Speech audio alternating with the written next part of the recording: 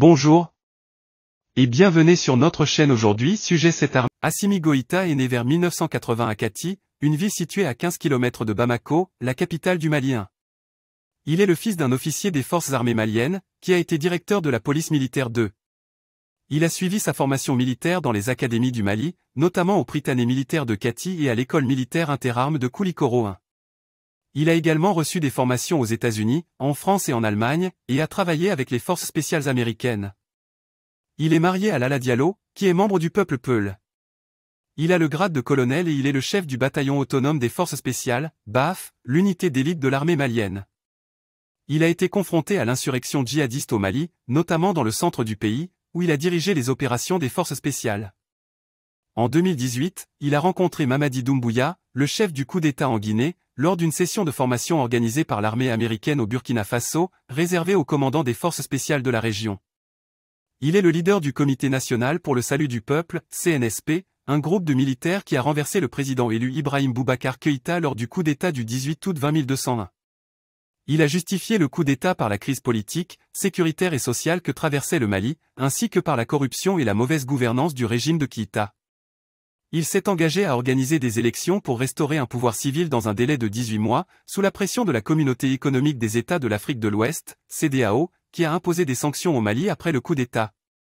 Il a accepté de nommer Bah Ndao, un ancien colonel et ministre de la Défense, comme président de la transition, et Mokhtar Ouane, un ancien ministre des Affaires étrangères, comme Premier ministre. Il a été nommé vice-président de la transition le 21 septembre 2020, avec comme prérogative la défense et la sécurité. Il a supervisé la signature d'une charte de la transition, qui fixe les principes et les organes du processus devant conduire à des élections démocratiques en février 2022. Il a participé au sommet du G5 Sahel à N'Djamena au Tchad en février 2021, où il a réaffirmé son engagement à respecter la feuille de route de la transition et à lutter contre le terrorisme dans la région. Il a déclenché un second coup d'État le 24 mai 2021, en arrêtant Bah Ndao et Mokhtar Ouane, qu'il a accusé de violer la charte de la transition en remaniant le gouvernement sans le consulter. 3.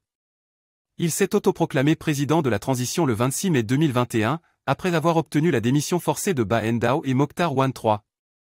Il a été investi comme président de la transition par la Cour constitutionnelle le 28 mai 2021, qui lui a confié la mission de conduire le processus transitoire à son terme. 4. Il a nommé Choguel Kokala Maïga, un opposant politique et ancien ministre, comme Premier ministre de la transition le 7 juin 2021. Il a prêté serment comme président de la transition le 7 juin 2021, lors d'une cérémonie officielle à Bamako, en présence de plusieurs personnalités nationales et internationales. 5. Il a promis de respecter le calendrier électoral prévu pour février 2022, et de mettre en œuvre les réformes politiques et institutionnelles nécessaires à la sortie de crise. 5. Il a fait face à la condamnation et à la suspension du Mali par la CEDEAO et l'Union africaine, qui ont exigé le respect de la transition civile et le retour à l'ordre constitutionnel. Il a reçu le soutien de la France, qui a maintenu sa coopération militaire avec le Mali malgré le coup d'État, mais qui a annoncé la fin de l'opération Barkhane au Sahel. Il a rencontré le président français Emmanuel Macron à Paris le 29 juin 2021, lors d'un sommet sur le financement des économies africaines, où il a sollicité l'appui de la France pour la réussite de la T.